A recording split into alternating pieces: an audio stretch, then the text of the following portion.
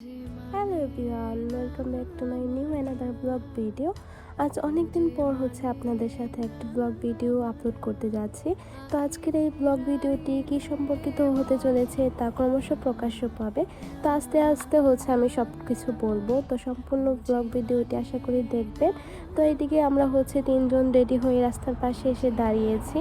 তো গাড়ির জন্য ওয়েট করছিলাম। তো দেখতে দেখতেই একটি অটো আসে। তো অটোকে থামিয়ে আমরা কাপাসিয়ার উদ্দেশ্যে রওনা হই। আর বসে বসে অনেকটা টেনশন করছিলাম, কারণ আমাদের তিনজনেরই অনেকটা লেট হয়ে গিয়েছিল, সন্ধ্যা প্রায় হয়েই যাচ্ছিল।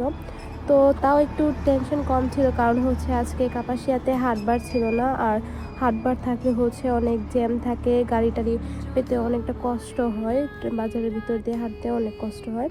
তো এই জন্য একটু রিল্যাক্স ফিল করছিলাম। তো আমরা বাজারের মাঝখান দিয়ে এসে পড়েছিলাম। তো আমাদের বাজারের ভিতরে একটু দরকার ছিল, যার কারণে অটোকে এই দিক দিয়ে আনিয়েছিলাম। আর যদি আমরা বলতাম ওই সামনের দিকে যাব, তাহলে ওইখানেও নামিয়ে দিত।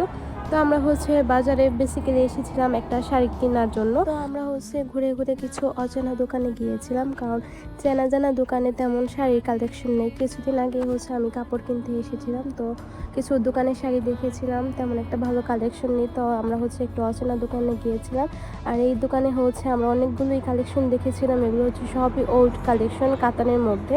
তো এখান থেকে পেস্ট কালার শাড়িটা আমার ভাইয়ের অনেক পছন্দ হয়ে যায়, কিন্তু উনি মনে হয় আমাদেরকে কাপাসিয়া বাজারে নতুন পেয়েছিলেন, যার কারণে মাত্রাতিরিক্ত দাম চেয়েছিলেন আমাদের কাছে। আর এই শাড়িটার দাম নাকি 5,000-এর মতন চেয়েছিল।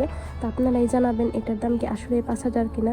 দেন আমরা আমাদের চেনা জানা দোকানেই ঘুরে আসি। তো উনি আমাদের জন্য এই শাড়িটা দেখিয়েছিল। তো আমরা বলেছিলাম যে এটা বেশি ওয়েস্টার্ন হয়ে যায়, তো এই শাড়িটা আমরা অ্যাভয়েড করি। দেন আমি এই শাড়িটা বের করি। তো এই শাড়িটা সবারই অনেক পছন্দ হয়ে যায়। দেন আমরা এই শাড়িটাই ফিক্সড করে নিই। তো শাড়ি যেহেতু নিয়েছি, তার মানে কোনো একটা ওকেশনে কাউকে না কাউকে গিফট করার জন্যই কিনেছি। তো সেই ওকেশনটা কি হতে পারে তা আপনারা গেস করতে থাকুন। ততক্ষণে আমরা বিলটা পেমেন্ট করে নিই। আর ওনাদের দোকানে আমরা প্রায় সময়ই এসে থাকি পুজোর শপিং করতে, এবং পুজো ছাড়াও ওনাদের দোকানেই বেশি আসা হয়। তারপরে এইদিকে কাপাসিয়া বাজারে ঢাকেশ্বরী এবং রায় বস্ত্রালয়ে বেশি যাওয়া হয়। তো ওনাদের দোকানে এইদিকে একটা বয়েজ কালেকশনের শোরুমও দেওয়া হয়েছে, এটা একদমই নতুন দিয়েছে।